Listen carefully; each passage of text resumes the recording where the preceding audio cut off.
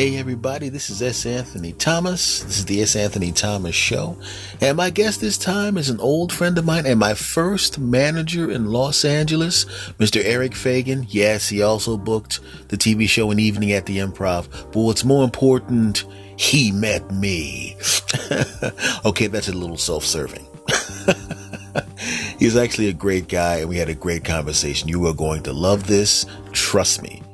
So, without further ado, let's do the show. Are you ready? Of course you are. Let's go.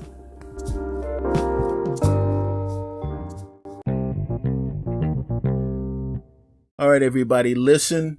Every time I do this podcast, the last few times I did this podcast, I have people on the show that are old friends of mine, people I care about, some really weird people, but I didn't call them weird on the podcast. I just do it behind their backs. And this guy is an old friend of mine, and more importantly, this man noticed my genius early. Yeah. He knew I was very special early. Where did I meet you, man? Was that, I know I was working for, well, first of all, whoa, hold on, damn it. First of all, introduce yourself to the audience. Oh, everybody, I'm Eric Feigin.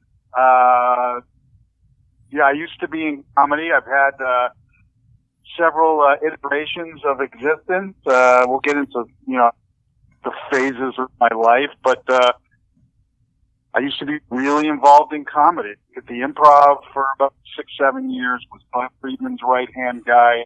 It was during the boom of late 80s, early 90s, so it was like I had a front row seat to all of it.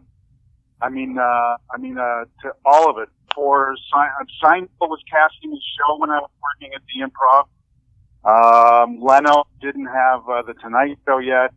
Roger was on his show. Charlie Fleischer, Zuckerman was still around. The Funny Boys were still together. I mean, it was David Cross was a prop comic. TK wasn't whipping his cock out. Can I say cock? Yes, you can say cock.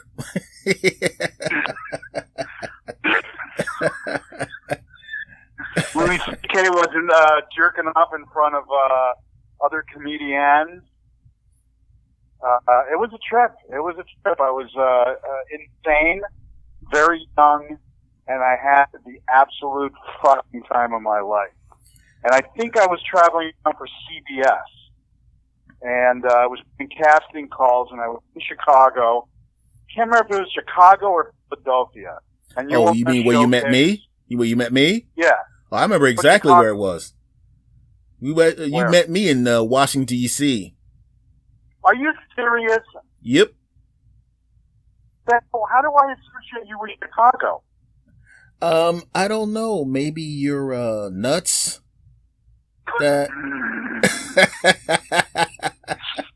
I remember this. I remember that it was definitely Washington D.C. because I wasn't even going to take that gig, but they offered me some extra money, and then, if I remember correctly, they canceled one of the nights and wanted me to stay over because somebody was auditioning. I think was it in Living Color or something like that? Did it be in Living Color auditions? It was something. It was some Dude, show. I don't even remember. It might have been. It might have been because they brought me in. They hired Monica Swan. In Living Color was doing the transition. And I'm not even sure if Jamie Foxx was on yet, but a couple people had left, and then they brought in Monica Swan, who was a casting director and kind of a mentor of mine in those days. And if it was in Living Color, I definitely wasn't working at the Improv anymore.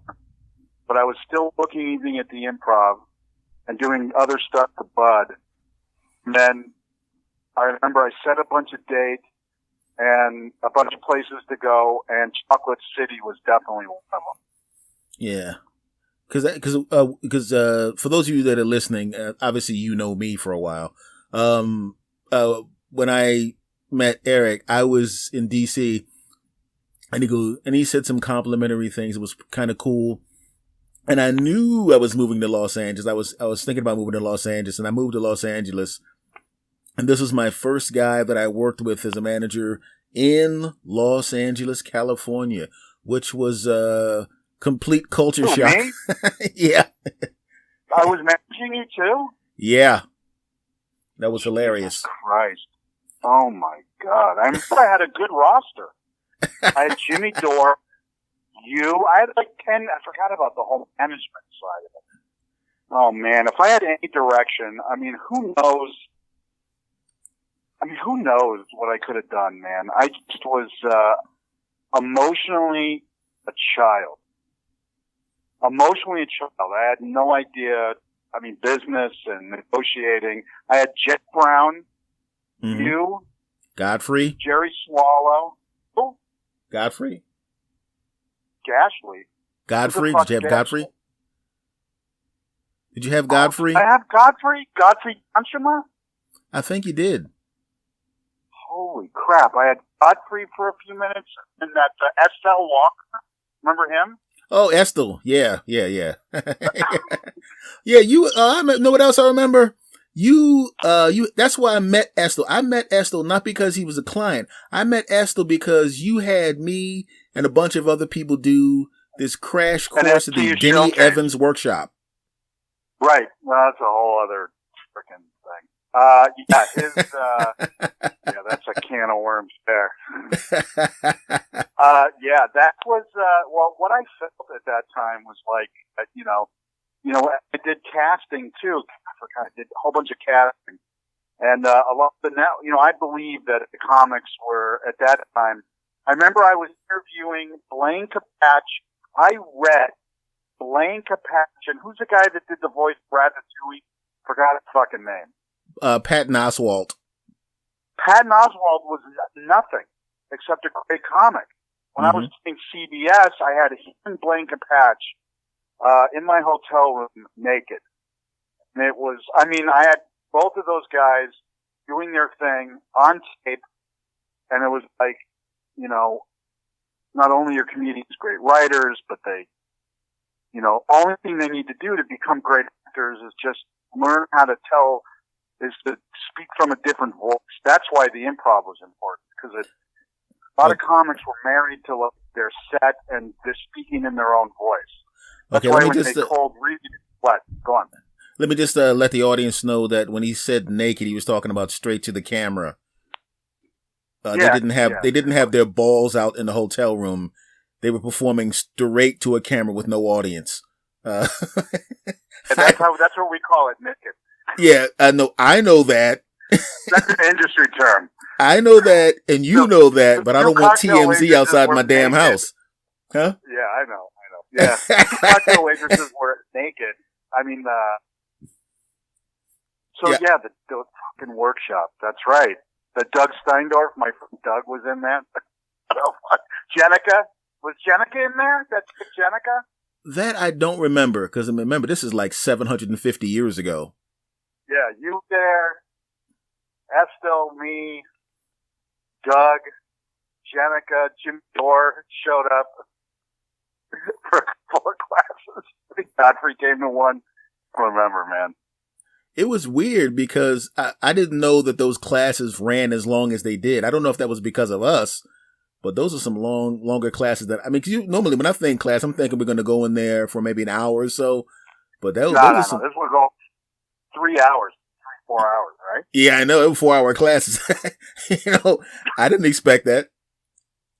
No. I liked it though. I learned a lot of stage techniques in that class that I still use to this day. And a lot of the techniques I use from that class in the podcast too, things that I learned about character structure. So those came in handy. I'm glad you got us in those things. I really do. I'm really glad you did. Really? You actually retain some of that stuff? Oh, if I learn something that works, I have a very Bruce Lee way of going through life. Remember, he's absorb what is useful, disregard what is useless. If I find something that works for me and makes me better, I'll never forget it. Say that again. Absorb what is useful, disregard what is useless. That has been my problem that was like my problem for 35 years. The exact opposite of doing that. Well, now you know, damn it. Yeah, I have a very fulfilling fulfilling life. I live in Florida now, man. I know. I was going to ask you, what the hell are you doing in Florida? Well, the short version is that for the record, Eric, this is a podcast. This is not a radio interview on a call into a sports station. So we don't do short versions here. Damn it.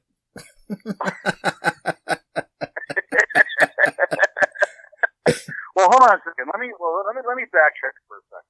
Let me tell your audience. This guy, his timing. I remember seeing him on stage, and he had this awesome face, and a little pudgy.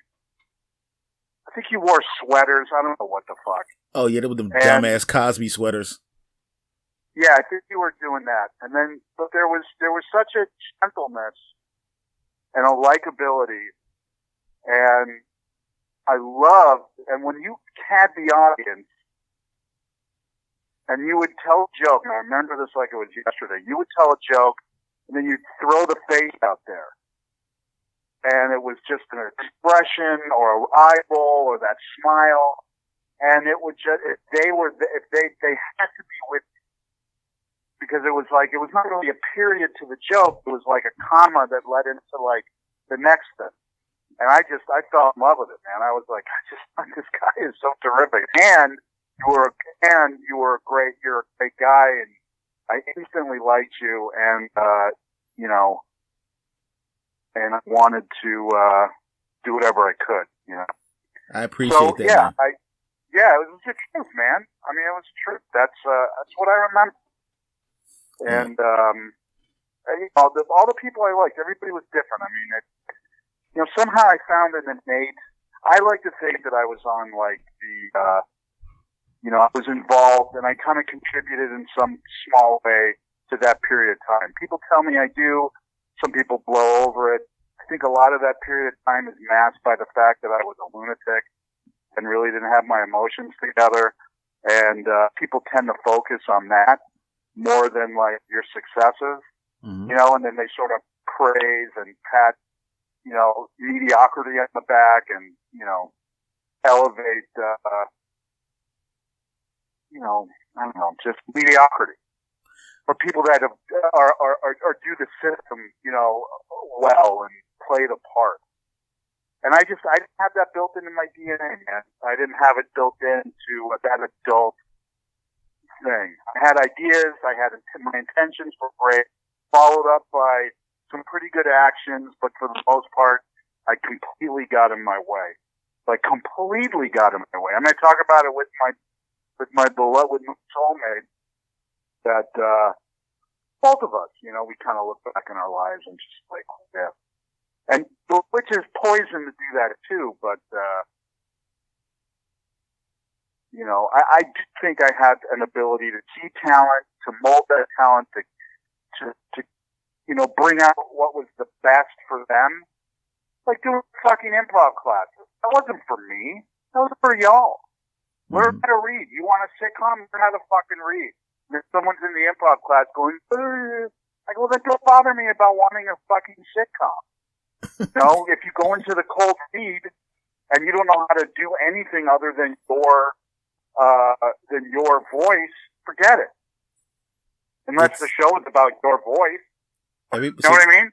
Yeah, it's a tough thing. Everybody's not going to get the Ray Romano deal, It's a tough business. It's a tough business. It's the worst business. It's the worst.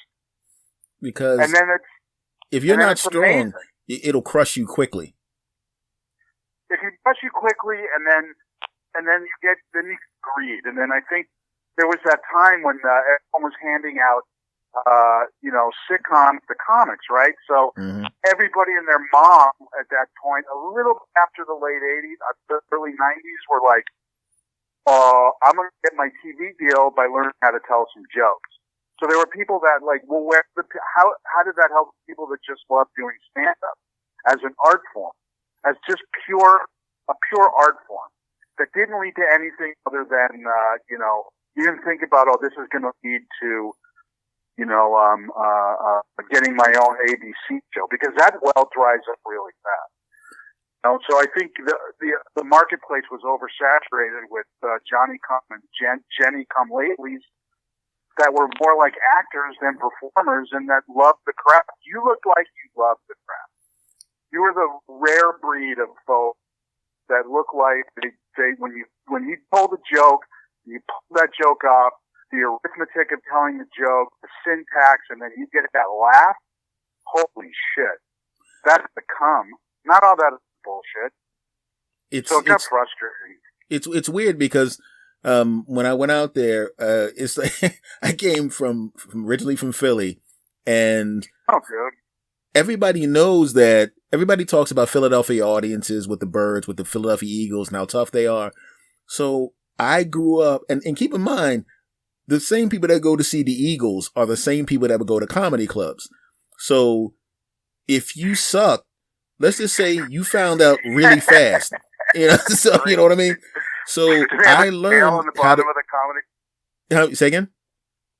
Do they have a jail at the bottom of the fucking comedy club? Oh, this is about 15 years before that, but if there was a jail, they would just take the bars out and beat you to death with them.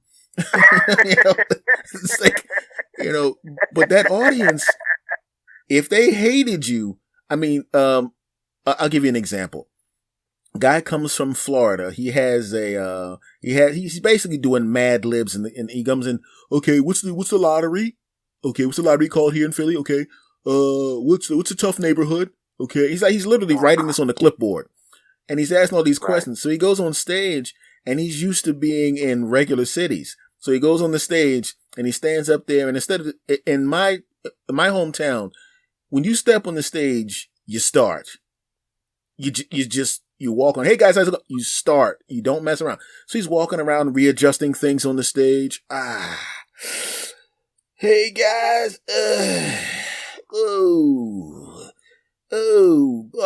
He's setting it up, taking his, Then he goes, "How you guys doing tonight?" And one of the people in the audience goes, "Better than you, motherfucker." It's over. And that's how it started. And of course, he goes, woo, bang, right downhill. And that's the audience I learned in front of. So you had better love it. Cause it just chop people out that didn't love it. And people always talk about these other places. When I went to Los Angeles, like you were saying, I came in September of 93, early September. So by the time I showed up, all the stuff you were just talking about, where everybody's getting handed sitcom deals, I knew about it, but what I didn't know was it was over. When I got there, they had stopped that bull stuff because, like you said, they would just hand anybody that had 5 minutes and looked halfway decent or had a look that was distinctive, even if they weren't good. Yeah. They were just handing them sitcoms, and I went to a couple of tapings of pilots. And people that they weren't friends of mine, but I knew them. And I sat in the audience and I'm watching it going, oh my God. This is guy's like 5 years too early for this.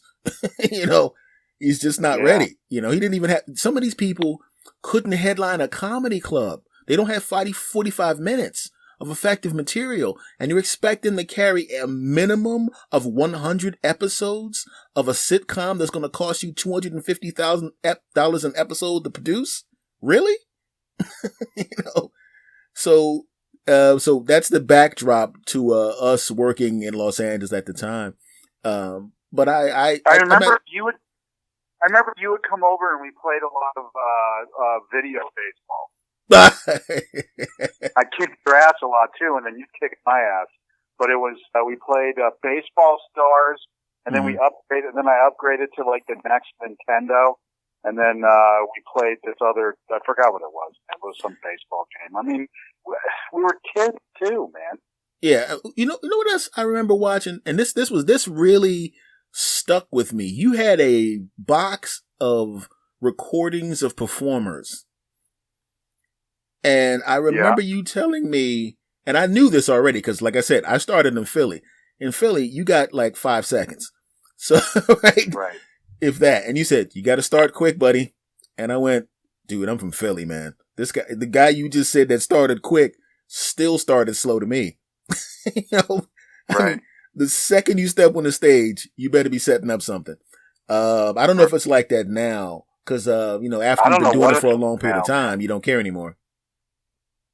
I don't know what it's like out there. I mean, I've seen some of the talent today, and I don't know, man. I was spoiled. What was the deal? Because you booked the evening at the Improv. And because we connected immediately, I felt like an idiot because I was going to try to go about auditioning for the show a couple of years earlier. Which probably would have. Did you get the show? Did you do the show? No, I never. No, when you had me audition for some dude, and he had like really strong attitude toward me and a bunch of other people. And I didn't understand it because we were nice to everybody. But you ever just go to a job audition and before you get there, no matter what you do, it's not going to happen?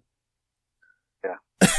So I'm auditioning and it's going well. And I'm looking at the guy and I'm going, well, okay, the audience likes me, but I'm getting the feeling this guy had his decision made before I got up here. Where was it? Where? Some Improv, wasn't the one in Hollywood. It was another one. It was like Irvine or something like that, or what was the other one? There was another Improv. Might have been that. I know it was an Improv, and I know it went well. If we did showcases, I did a bunch of showcases after that. I remember I had that guy Sean Tweedley from Canada who was funny. Oh, we did one at the Ice House. No, Igby's. Igby's, when Igby's was, and I mean, you know what? A bunch of people showed up, man, but it was, I don't know, man. I was, scratching and clawing at that time, man. I didn't who I was, what I wanted to do, or what my discipline was. And then with Doug, we had some writing stuff that was going on, and the management company was okay, and that, I just walked away from it, man. I was done. Yeah, because I was wondering about that because it was like, okay, that's it, guys. And I knew because it's one of those things where when people stop being part of that, it seems like a gradual process, and it's like the end of a marriage. It's like you're still kind of hanging around, but it's over. You know what I mean? Because that business, man, I mean, nowadays you can do everything on your own. Like I got 2 podcasts, so I'm cool, and I'm about to start doing my show. I'm about to start picking up the microphone later here and do my thing again on stand up. So everything's fine. And I control everything and I own everything. But back then you had the gatekeepers and, they have to justify their existence. You know what I mean? Yeah. And justifiably, if you really think about it, and this because I remember watching those tapes in your apartment, 99.9% of the people you watch, how can I put this in the most politically correct way? They blow. Fuck. Yeah. I mean, so they're going, come on, man. I'm seeing people that would come in from Oklahoma with 7 minutes. Let me ask you this. Let's unpack that. Let's unpack and look at the person that sucks. I just had a brain fart. I'm sorry to cut you off. It was like, they suck. But then again, like, I feel like these days, because of, I feel like, I don't know, man. I feel like a sense of, the world's too harsh, man. And like, I mean, that person was trying, and I feel like a sense of empathy, like, oh man. Like, do they know they're terrible? I mean, or are they really terrible? Or are they getting off on it? I mean, is it just, I don't know, man. I mean, I'm approaching it with a philosophical way. Yes, they were terrible. Or they had no idea what they were doing. Or this, that, and other thing. But then nowadays, it was like, nowadays, I'm like, I kind of feel a bit of empathy towards that person. I feel a lot of empathy towards that person because I remember my first 6 months. When you're learning how to do it, that's one of those things where, remember when that Tiffany Haddish story where she had that bad set and everybody was jumping on her ass? Yeah. And I'm sitting there watching them going, I'm feeling bad for her because I'm going, what person that exists has not had a bad day at work. Well, that, you know what, it mattered 15 years ago because there wasn't like the social media, the stupid, somewhat productive, you know, I mean, that's a whole other conversation too of like how everything's pushed into like the electronic age now, man, where it's like you can't have a podcast. You can have a voice. You know, there are other ways to promote and produce yourself. There are other ways to, you know, reach people, Facebook and Instagram, you know, all that stuff. That wasn't around. In fact, I mean, obviously back in those days, I mean, people were sending me, you know, in my office at the Improv, I had, you know, an inbox with like 400 unlooked at videotapes. And I think it was Thursday? No, Thursday was comics would call in. I think it was like a Wednesday because it was like hump week and everything was kind of mellow. I would just be like taped Wednesday and I'd go through as many tapes as I possibly could. And I looked at everything. But I mean, nowadays you just send in, you know, you attach a video clip or you're on YouTube. You know, there's so many, you know, interesting new ways, to be consumed now other than just, as it was back in the day, man. It's kind of weird because before, and this is what people don't, I think people don't pick up on. Before you had the gatekeepers that would be the conduit to the person with the juice. Okay. It was a person, you know, they, like you were doing, you were watching tapes. Now, because you have YouTube, podcast, this, that, and the other, IGTV, Facebook, Instagram, you get the same result because now there's so many people getting shoved in people's faces, you know, that they can't even see everybody. So you still wind up with the same 10 or 12 people getting through a year, but for a different reason, you know, because I see people that are really good on, you know, I see stand-ups on YouTube that are really good. And, you know, they've been doing it 20 something years, pounding away out there. Couldn't sniff late night television. Couldn't sniff it.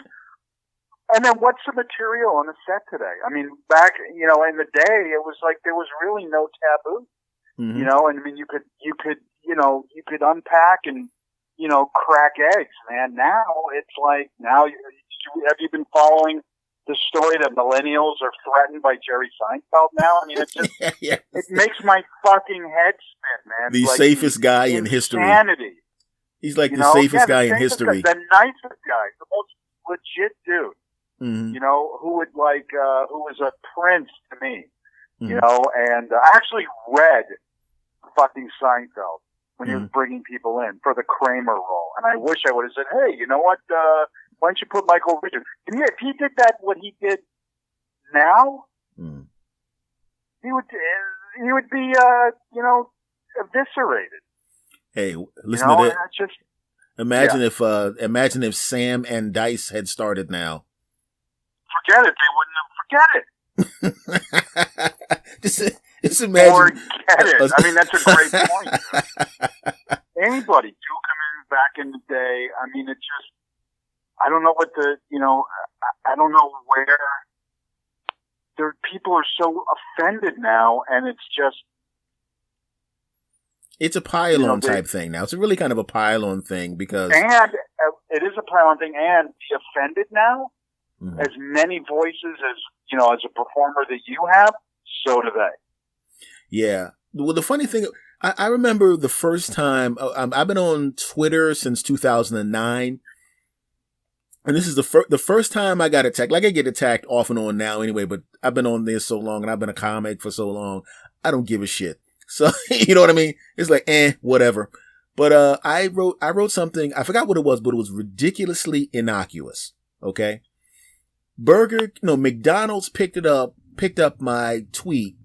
And at the time there weren't, like now you can retweet and you can put they put your entire comment and then the other person's comment above it so they can see everything you said. Back then it was 140 characters. They counted your @name in the characters. And so people would have to alter your tweet to make it fit so they could put their part in. So I put in kind of a soft joke. On-the-fly editing. Yeah, I had to put a soft, innocuous joke that I didn't think would matter They took it. Now keep in mind, this is a marketing for McDonald's, okay? So they took the tweet, right? And they took the punchline off the joke and edited it so they could fit their comment on it. And then they retweeted that. And I woke up, turned on the computer, and I'm getting attacked by people. You rotten mother, rockin'. And the funny thing about it was I could tell that the people who were attacking me hadn't read my tweet. They read someone's comment about my tweet. So instead of getting offended, I said, listen, here's the link to my tweet. Go read it. If you're still pissed off, come right back. But let's see if any of you have the balls to apologize when you realize how wrong you were. Did anybody apologize? No, they just deleted all their tweets and left me alone. It's just so weird, man. And that was, keep in mind, the word tweet is in matters. It is a word in the lexicon of conversation now. Mm-hmm. You know what I mean? And keep in mind, that was a while ago. Nowadays, it will be like 50,000 people attacking me instead of a couple thousand. True. And I was sitting there laughing like, you guys are idiots. You think I give a crap, about this bull? You didn't even read my tweet, you dumb bastards. And and then it seemed like, and then there was that any press is good press, but that's changed. Yeah. It's like there's such the weightiness of negativity is so intense that it's like, I don't know, man. You get that negative, you get that evisceration from the trolls, mm-hmm. And you get get pounced on that way, and it's just like it turns into a feeding frenzy. Forget it, man. You're just left bones and you're just a fucking carcass, man. Yeah, it's really weird. I don't know, man. It's just I don't know if I'd want to. I don't know, man. I don't know if I'd want to be involved in any of that shit today. Yeah, to me, it's just one of those weird things because I like what are clubs even relevant now? Was that? Are clubs even relevant? Are comedy clubs even relevant? Can you make a living anymore? It's possible, yes, because even in my hometown, back in Philly, there's two big clubs. There's one club, Punchline, Philly, and that holds like 400 seats. There's two A rooms in Philly and a bunch of B's and C's around the area. So can you make a living? Yes, but the thing is, you have to. It's like a portfolio. You can't just buy General Motors. You better have some Apple. You better have some. You have to diversify, and that's why everybody's doing everything else. But once you get to the point where you're making some real money in the clubs, yeah. But it's either you're making a lot of money or you're making We'll be back right after this short message. And now back to the show. And that's the difference, But this is what I want to say though. Is that these people online are just putting out anything just to get attention now. If you go on YouTube, you see people. That's why I like podcasting more. There's YouTubers attacking successful YouTubers because they're successful. It's like, and that's the only reason. It's like, I don't like that hat, you dumb like, really? You don't have anything you want to say yourself? You don't have any comedy skits or interesting pictures or anything you want to do? No, I'd rather attack other people who are successful. I was like, what is this? Come on, man. And that's what you're seeing a lot of right now. So if you were, a comic is, in the clubs in Philly, like the room, mm-hmm. like with 400 seats, mm-hmm. do you have to book, who's headlining those rooms? Like, is it still an opener, a middle, and a closer? Yeah, the format's the same.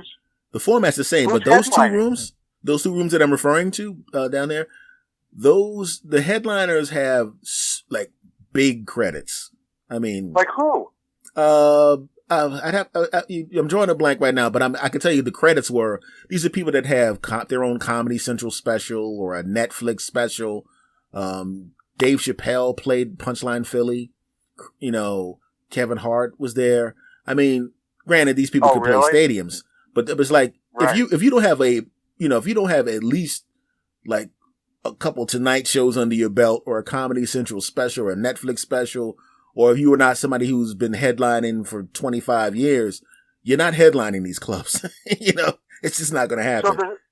So the credits are not even like, I mean, does the Tonight Show still have comics? Yeah, Tonight Show has comics. I mean, they don't have them like back when I was, as active as I'm going to be in the future. Because, I remember there was a time when they would be on one a week, and then I saw it was like one a month. And, now you basically, I mean, it's a bad thing because it makes it more difficult, but that you have to go get your own audience. But it's a good thing insofar as when you do get your audience, it's so organic that those people really love you. And it almost makes going on certain shows obsolete. If you have 500,000 or 1 million people on YouTube or a podcast or something like that, going on those shows is great, but your audience is so locked into you that they're not really necessary, because we still have a old media bias where we think that someone's only relevant if they've done a Tonight Show or they've done this. I remember seeing a lady, do you watch YouTube a lot? Never. Okay. There was this lady on YouTube named Jenna Marbles. She has 10. Oh, yeah. You know what? I think she's a fucking retard. She's got like 10, 12 million followers, right? I know. I don't understand. Well, what I'm getting at is she won on a news program, and a news program lady was being condescending to her about her audience. But the thing is, the news show's audience was 2 million. Her audience was 10 million. So when she went on that show, she probably added at least 25 to 50% audience bump to them. So she didn't really necessarily have to be on that show. If I had an audience as big as Joe Rogan's audience on his podcast, or Bill Burr on his podcast. She's always. And you know what? I can't listen to it. Honestly, I'd rather listen. Here's the podcast that I listen to. Okay? These are the comedians that I listen to that I enjoy. You, David Feldman, for politics, and it's a terrific show. I mean, he's brilliantly funny. He's been around for a long time. He's got a great voice, and he's a truth teller, like you are. Mm-hmm. Bill Burr. I love that guy. I enjoy the shit out of Bill Burr. Especially when his wife Mia is on. Oh, Mia was on, I think yesterday, and it was terrific. I have it downloaded. I usually listen to him in the car, so I'm going to listen to it tomorrow. Yeah, and then, and then these two women, the show is called, The Pussy Fart Gang, believe it or not. What is that? It's Wendy, and these chicks, one's a waitress, one's an cam girl or fucking hooker from whatever she is. But despite all that, these girls are incredible.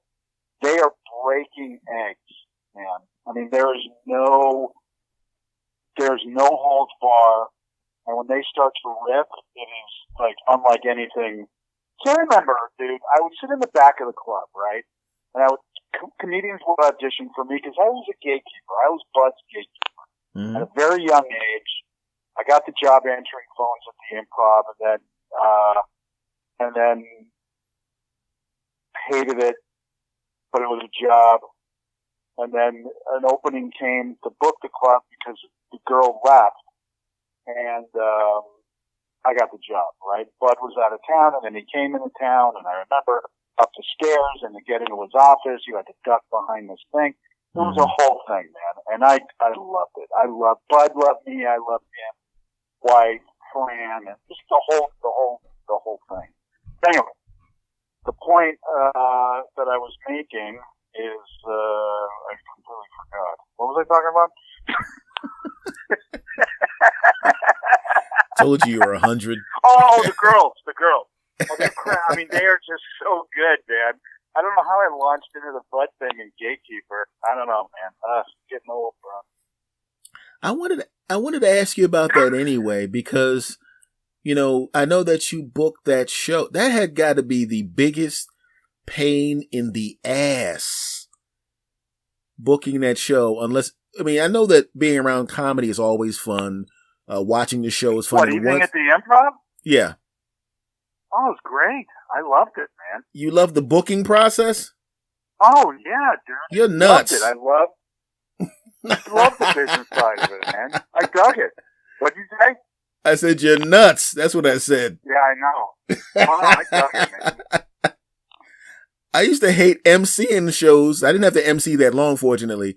I used to hate MCing shows because comics would follow me into the bathroom to ask me when if they were coming up next. And that's just a comedy club. You were booking a damn national show. Oh my God. Yeah, but it was A&E, but it was like, it was good, man. There's a whole thing. I mean, people are always hitting me up and all that shit, but I don't know, man. I was young. I really didn't have an ego about it. I wasn't a dick about it. I was a good gatekeeper. I wanted comedians to do well and succeed, and comics that I booked from tape or on the road and they come out that were used to doing these long sets. I was able to pull the material that I wanted to see. It was kind of like what Jim McCauley did with the Tonight Show, which I was in line to get, but Leno's manager, who hated Bud, personally called me and told me to go fuck myself when I was in line to get that job. Everybody from Carol Siskin to before Brogan was booking that job, but he said I would be good for it. Everybody said you should do Jim McCauley's job for Leno and book these comics, and that was something I was really interested in. But like I said, Helen Kushnick, I think, or I forgot her name, but her first name. Helen Kushnick. God rest her, and all that stuff. She had a thing in for Bud, and I remember I had her on the phone, or she had called, and she just said, "I'm calling you to tell you you'll never get this job. Fuck you and fuck Bud Friedman," and then she hung up on me. So basically, wow. not only did you not get the job, but I didn't get the Tonight Show because of that phone call also. Pretty much, dude. Yeah, we were both screwed by competition.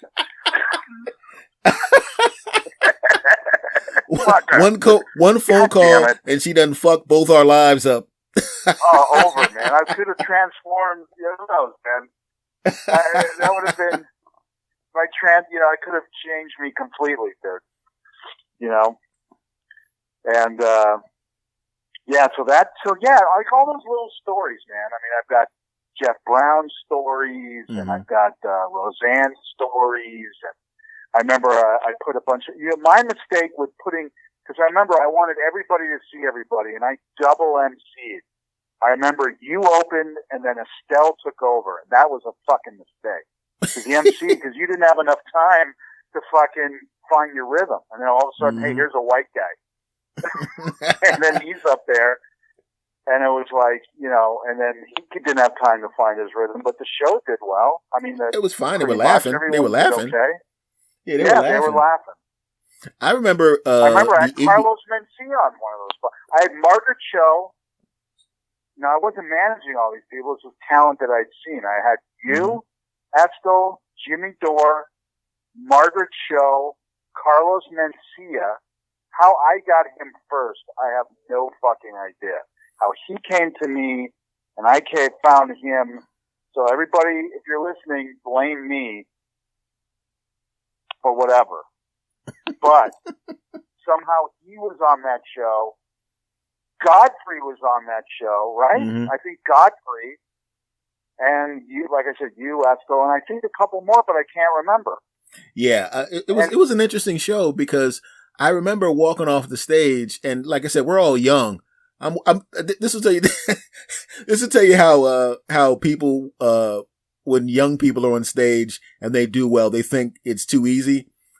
You walk off stage, I'm going, God, I wonder how long it'll take for my sitcom comes on. Yeah, you were stressed. You know what the funny thing was? You know what the funny thing was about that? I was working a regular job at the time. Yeah. And I wasn't able, I know how much preparation I like to put to get in for specific things. So because of my job, I got literally a third of the amount of preparation I would have liked to put in for that. And so I was nervous about that because I felt weird. It went fine. But I mean, I was like, I know that I could have done way better if I had the opportunity to, do what I needed to do to prepare for it. Like I said, it went fine, but it's one of those things where it's like, yeah, it went fine, but it could have been 10 times better if I was at full strength. Mm-hmm. Mm-hmm. And I still remember, I remember the Igby show, and a lot of people were supposed to be doing, I think we were supposed to be doing like 5 minutes, 7 minutes, whatever. And some of these people were on a little longer than they were supposed to. And I know, man. And that's so fucking irritating, dude. Yeah, I had to cut 2 minutes out as I walked to the stage. But the funny thing was, I think Tweedley went wrong, and it was like, yeah. Then I think it was like my heart started breaking. Here's because I was like, I'm an emotional guy, right? And my emotions have been just like all over the place, and for most of my life, uncontrollable, really. I mean, just just emotionally unhinged, right? So it was like when I would say something to somebody, and I don't mean my words, but like, hey man, I need you to do this. My gut's telling me to do this. Please. And it's not like I'm being a dick about it or an asshole. It's a semi-suggestion, but it's like, trust me. Please, I love you. Do this. Mm-hmm. And then it doesn't happen, and it just becomes a catastrophe. Instead of just like, oh, fuck them, or fuck it, or move on, or whatever. I remember it would rip my soul open, because it was like, not only do I look like a douche, but then that person looks like a douche. Because then it's like, then I have to answer the question, why did he go so long? Oh, yeah, okay. I mean, I could tell you a story. Oh, my gosh. This fucking story. Ugh. I had a comic. I'm not going to say names. I had a comic, right? Mm-hmm. And he was all over the place, man. I mean like legit. Killing it. Black guy. And he wins a huge comedy competition, and then everybody wants a piece of him.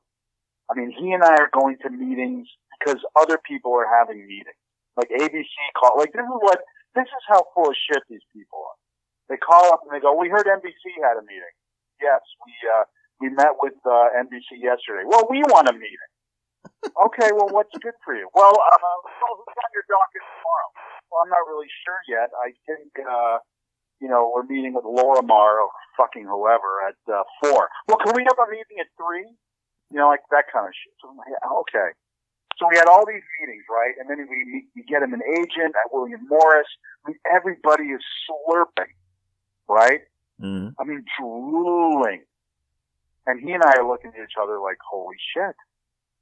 This is unbelievable. He's great in meetings. The whole thing. And I'm good in meetings, and it's exciting, and we're young. And so we have all this stuff in line. Gets signed to William Morris, gets a college person when the college things were big. I mean, and then they go, all right, so we're going to do a spot at the Improv.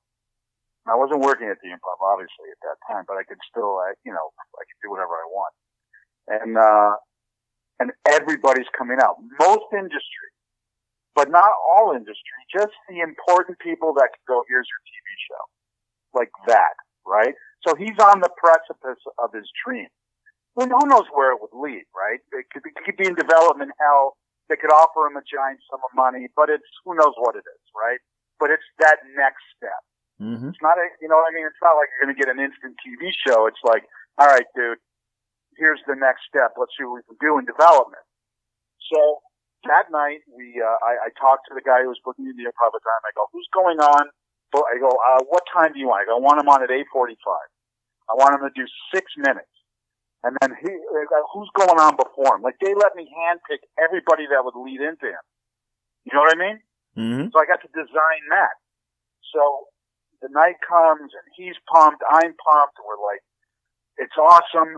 And I say to him, I go, look, you're doing psycho. Everybody's here, man. Everybody's coming in, hugging him. What's up? How you doing? This is awesome. We hear good things.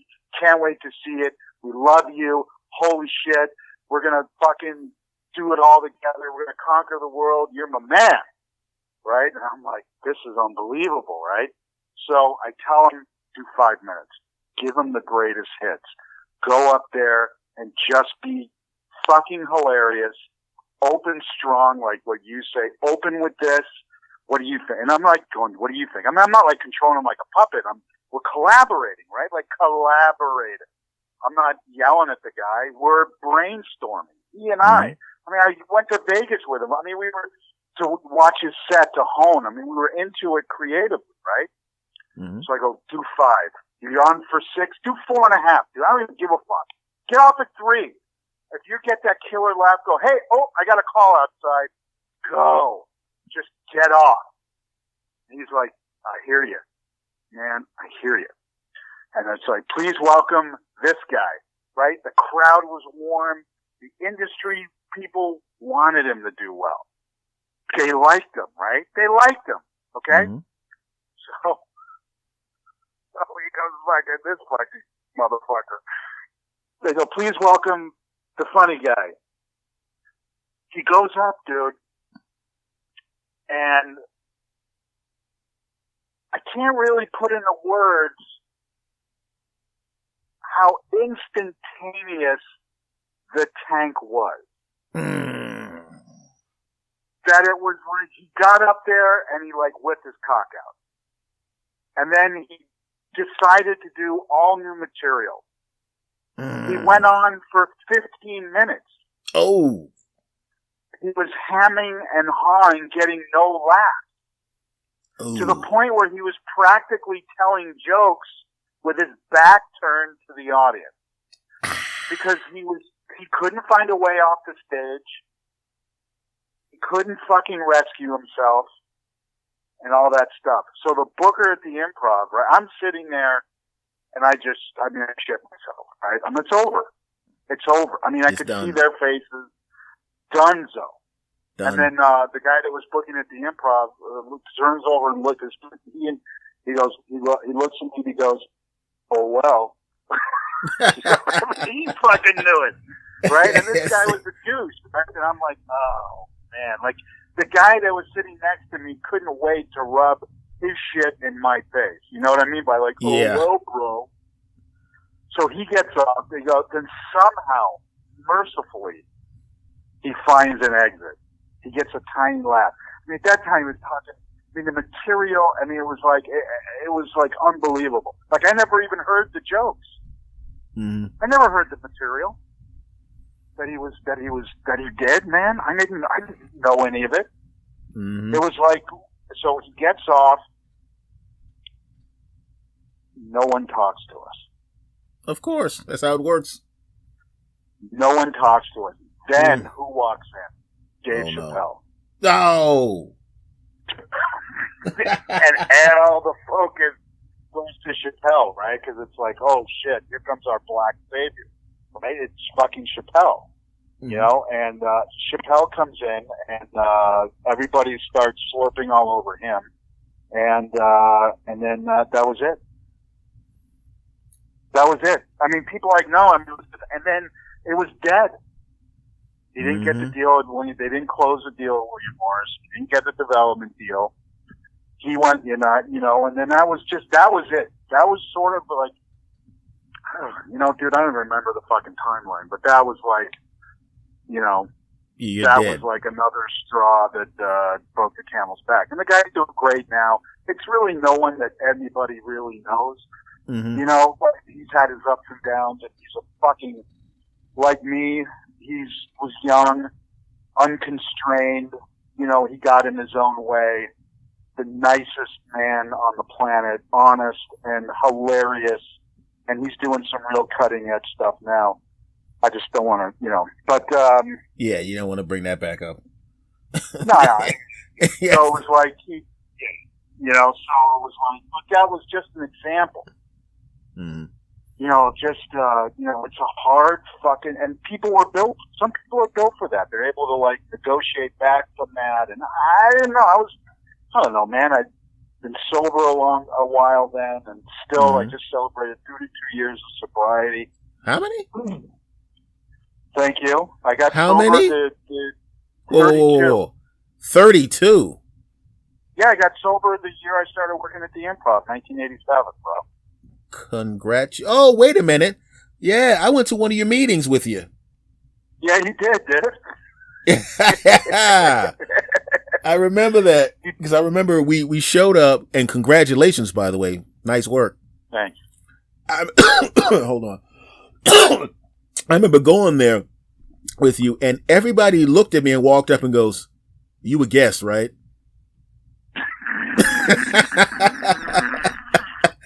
Dude, everybody walked in. That guy's a guest, right? I'm like, what the hell is? And obviously, there's a funny joke there somewhere, man. Like I went with my friend to the day meeting, and I'm like, yeah, well, I'll go with you, bro. So we go, and there's all these people all of a sudden coming up to me. You're a guest, right? I'm like, yeah, what the fuck? Yeah, well, maybe I'm a fucking drug addict.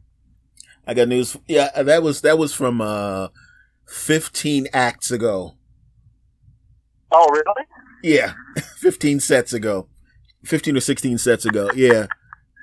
Right on. Because I wrote the jokes right afterwards, and then I changed a few things. Yeah. To protect the innocent. Well, can't do it now. Yeah. But the thing about it is, I was honored that you asked me. To be honest with you. Because that's a big deal. Yeah. So 32 years, and I live in Florida now. My mom passed in 2006, and then sorry to hear I moved out here.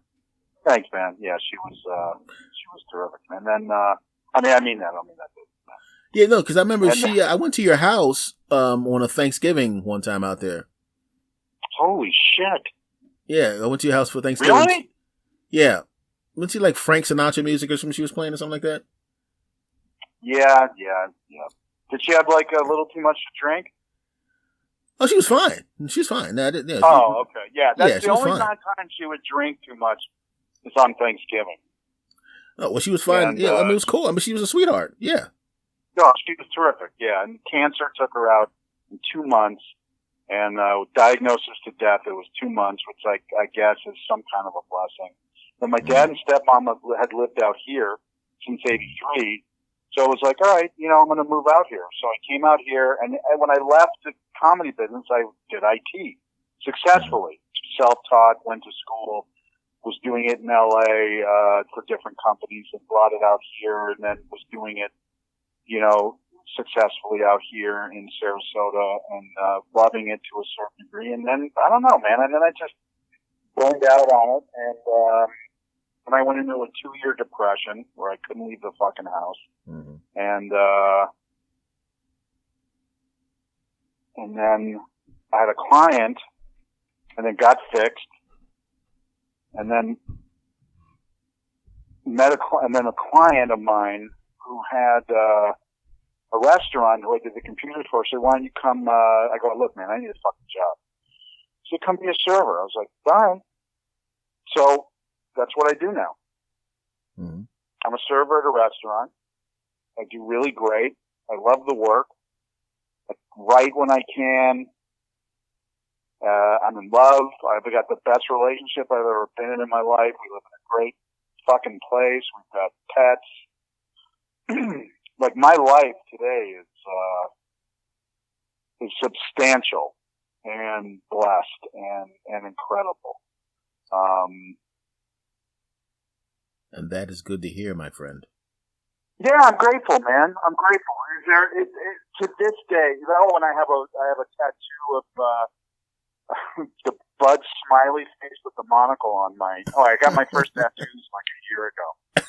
And because Bud was so important to me. I mean, Bud, it broke Bud's heart to see me floundering like I did. And because I was like cross-diagnosed, really sober, I had no idea who I was, recovering from, emotional PTSD from this incredibly crazy life and being brought up and then thrust into like this responsibility of like inherently like as if by magic knowing how to do a job, which is like you go on stage, I think you're funny but different because I'm not into like generic bullshit types of comedian, but you purvey something interesting.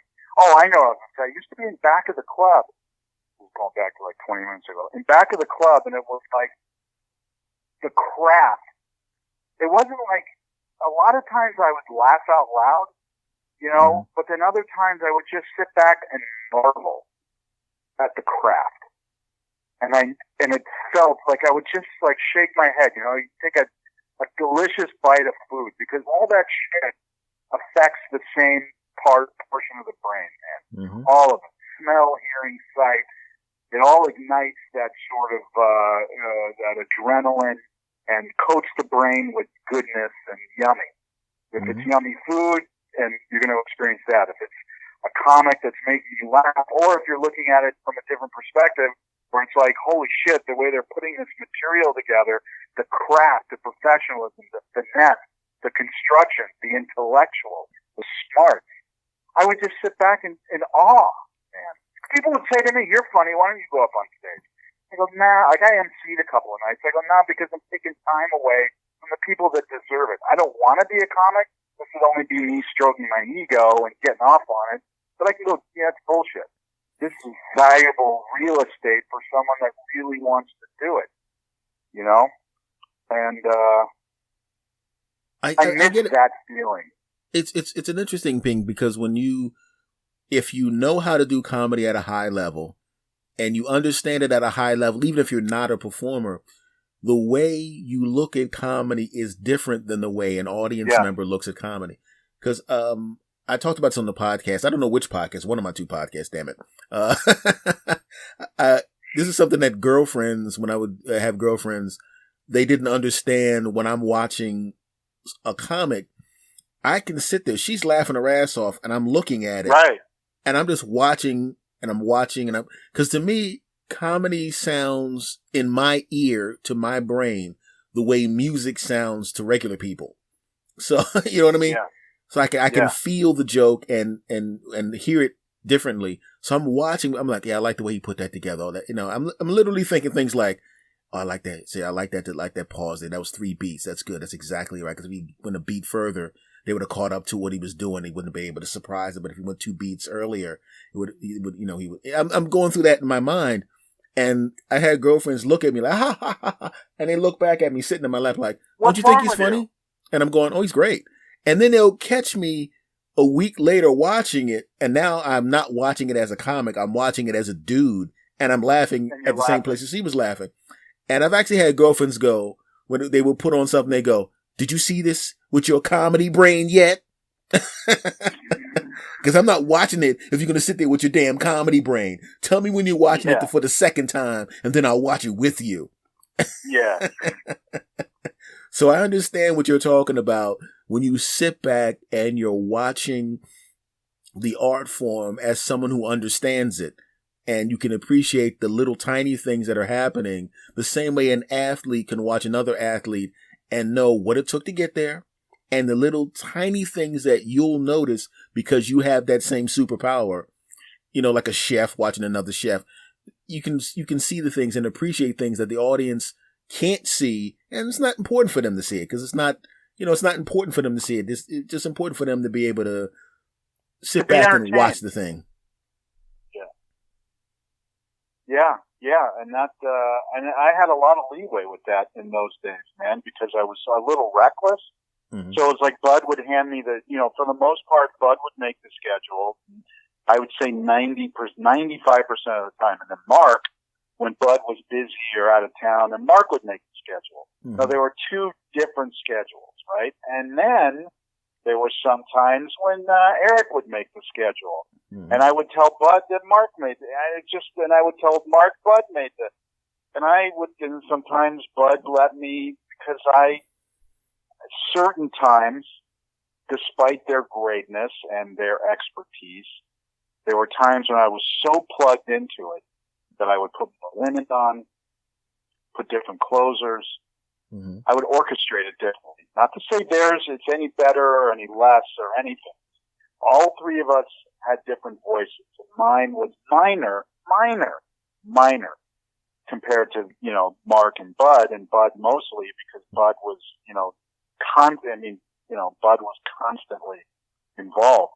However, I found ways to exercise to exercise and have some sort of influence and to sort of speak my creative mind when it came to like switching stuff around,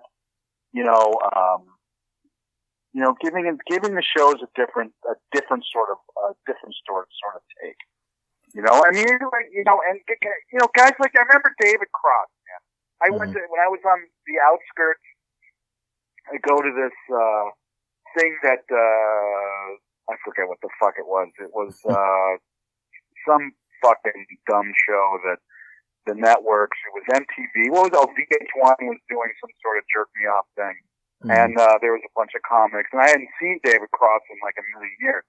So I see Cross, and he sees me, hey, big hug, and I always felt awkward at that shit, man. I had sometimes to find my confidence in being like a guy, a guy that shows up, rarely, but it was so weird, man, and he comes up, gives me a hug, and we're talking to some people, and he goes, do you remember what you said to me at the Boston Comedy Club of New York when you sat me down? I go, no, dude, no, I don't remember.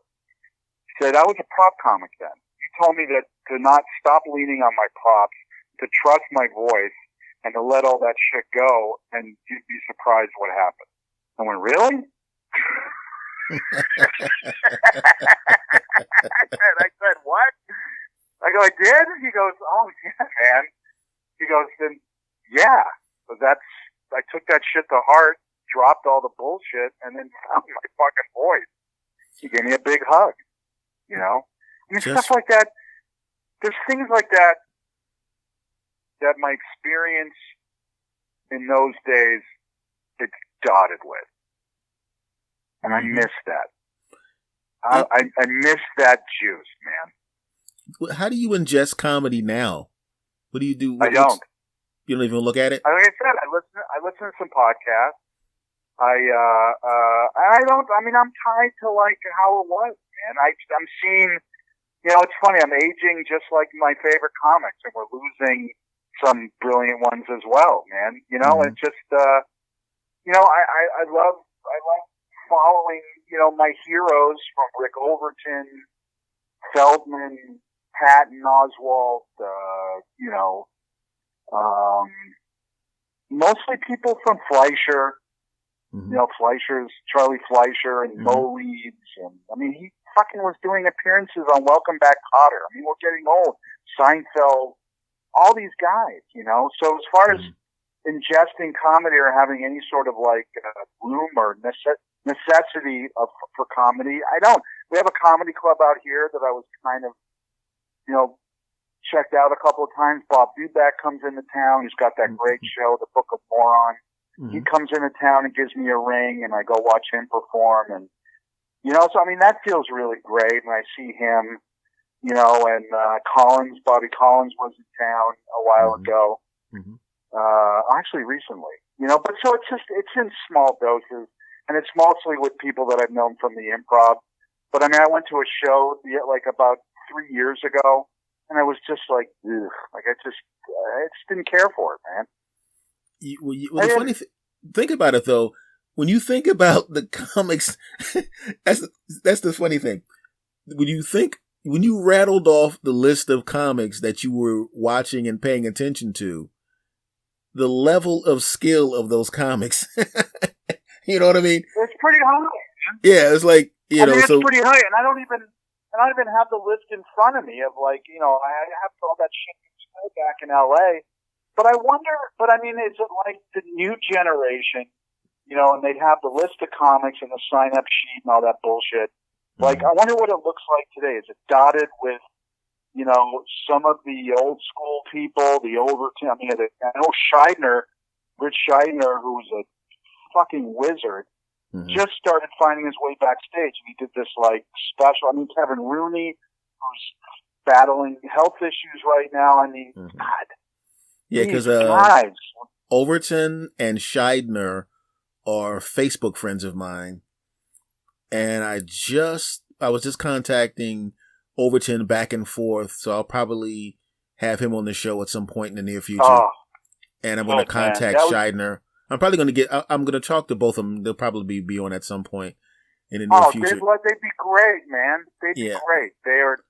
they're so involved with that kind of stuff. Even like Mark Brazil, who was a producer on what was the show, that 70s show? Yeah. These guys are all politically active, smart.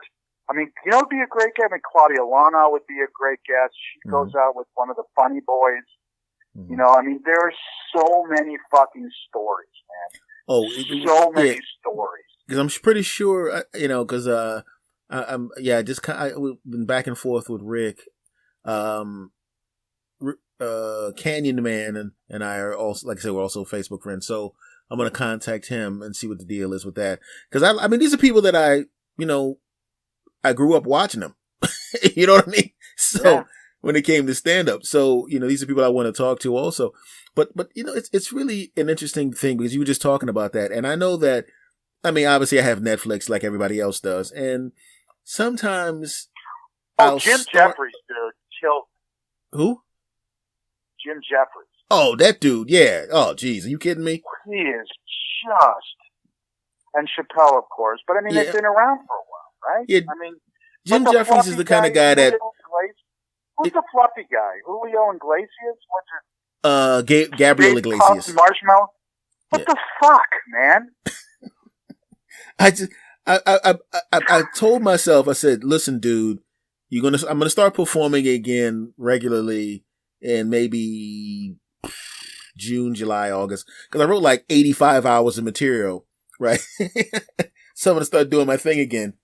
And, I said, listen, it's time for you to start watching these specials to see who's out there. And, cause like I have Netflix like everybody else. And I have all these specials on my watch list. And it's like, you know, it's like, you know, I was like, I know I got to watch these people because these are the people that are, you know, in line ahead of me. So, you know, and I wound up watching, you know what I wound up doing? I watched Chappelle, Rock, Jim Jeffries, and then I kind of stopped there and I'm like, you know what? You know, it's really weird because I for some reason I watch the specials and I get through maybe 5-10 minutes because I've been doing it so long that after I've seen a few minutes of a person, I know what you're doing. I know what the next 55 minutes is going to sound like, you know? Well, that's what I like. See, that's what I like about Jeffries. Mm-hmm. Well, I make it through all of Jim Jeffries' specials. Yeah. Yeah, he'll roll through, and it's just like, I love the way he fucking tells a joke, and I love that he doesn't give a shit. Oh, he really doesn't give a shit. He really doesn't give a shit. I'm going to say what I want, all right? His podcast is the same shit. Oh, I really... His podcast, those two chicks, you, Feldman, and I think that's it. I can't think of who else. I mean, that's how I consume it. I consume my friends on Facebook that I still talk to, and I consume comedy through podcasts, and I consume, I mean, that's it. It was, you know. Well, you are partially, because of that Denny Evans workshop. It's like, when I started watching that, I started paying more attention to, after that, things like, John Leguizamo's Freak and things of that nature. Even though I watched Lily Tomlin when I was a kid and Jackie Mason and stuff like that. But I started noticing, I said, oh, I really can do whatever the hell I want. Yeah. You know what I mean? I was like, anything I want to explore. That's when I started doing the podcast. I'm like, I can pretty much do whatever the hell I want. I don't have to get right to the punchline. I could mix serious crap if enough want to. I could just talk about something interesting if I want to, and I don't have to always pound jokes down people's throats. Right. I was like, oh, cool. And now I got two of the damn things. It's that freedom that's, you know, that pure, you know, pure creativity, pure expression that you do find in improv. And that actors feel when they're handed you know, the black and white, and then they look and their mind works, and it's like, okay, how can I, you know, convey this, you know, and it's all serendipitous, man. It all fucking works together to hopefully be fearless and to find your voice, you know, and to find that expression. Man. That's what I loved about it, you know. That's what I loved I love being a part of it. And I don't have that. I have that a lot in my life, I mean, as far as I got a lot of love, companionship and all that stuff. And I would, as far as that connection and that creative expression, that creative sort of thing, I haven't for a while. And I miss it. And I miss not necessarily expressing it because it's weird, but I kind of get the chance to express it when I go on the table, believe it or not. That's why I think I love it right now because I'm able to perform and do really well. But it's being a part of other people's success and watching brilliance and the creative process right in front of my eyes. I was smart enough and intuitive enough to know that I was a part of something really fucking amazing back in the day. Well, and then there was the other part. Go ahead. Go. No, okay, go ahead. And there was that other part, which I don't mean to belabor it, where it was just like, they were sober and, cross-addicted and dealing with, all the other nonsense that sort of got in the way. But go on, what were you going to say? Well, the thing is, I just wanted to say that, it was like, I know that when you gave me a lot of insights on the act. It was really cool because it's cool to, when you work with someone that, no matter how, even if it's for a short period of time, a lot of people come into your life and they leave good things. Right. When you left, I had acquired skills that I might not have acquired without your help. And it's nice to have somebody that was in a position that had seen good stuff actually believe in what you're doing, and I appreciated that, man. I really do. And the positive effects exist today, so meeting you and hanging out with you for that time was one of the best parts of being in Los Angeles to me. So I just wanted to, connect with you and thank you for that. Cause I mean, that meant a lot to me, man. It really does. And it still affects me positively to this day. It really does. That's humbling, man. That's a remarkable and lovely, lovely thing to say, to know that, that I left, a positive non-smelly turd in your life. Yeah, that's right, man. And but it's okay because I wrapped it in plastic so the smell stays inside. Right on, man. Just hang with Febreze. That's good. That makes me happy. I appreciate it. And I think that with this sentiment, it's a good time to end this show. And man, it was great talking to you, man. Because I would see you on Facebook and I was like, I got to call this bastard because I want to talk to this bastard and say the kind of sappy crap that I just said in front of a whole bunch of people. And I was just fucking around when I said, I want to do your fucking podcast. And you're like, all right, I'll call you tomorrow. I'm like, whoa. No, all you did, you just moved yourself up a few slots. I was going to call you anyway. Oh, cool. So I was going to, I'm not going to say, I'll just say you jumped ahead of about 4 people. So. Oh, right on. So I'm not going to say who they are because they don't know the order. Oh, very cool. But I was going to call you anyway. Look, man, it was great connecting with you, brother. And our next phone calls will just be me, you talking. Oh, okay. Oh, I didn't know if we were still on the show. Yeah. Oh, okay. Yeah. Because I was just gonna say, man, it was great to hear your fucking voice, and you sound good, and I love listening to you, man, and you're doing a great job, and keep it up, and thank you. Hey, man, look, like I said, man, a lot of the stuff that I was able to learn to do was because of you, man. You were a good friend, man, and I appreciate you, brother. I appreciate you. I appreciate you too, man. I know that I loved having you around in my life in those days, man. I loved playing the fucking baseball game and all that shit, man. I'm glad you admit you got your ass whipped. I was waiting for you to lie. Yeah.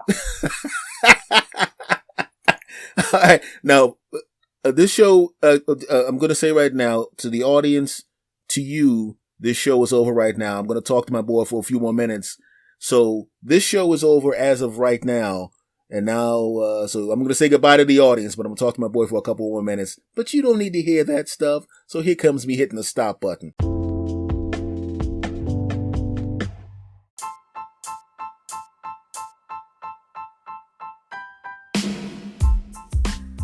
All right, everybody. I had a great time. I hope you had a great time. Eric had a great time. We got another show in the books. Much love to all of you for checking out the podcast. Thank you. Thank you. Thank you. And I look forward to talking with you again next time. Take care. Much love to you.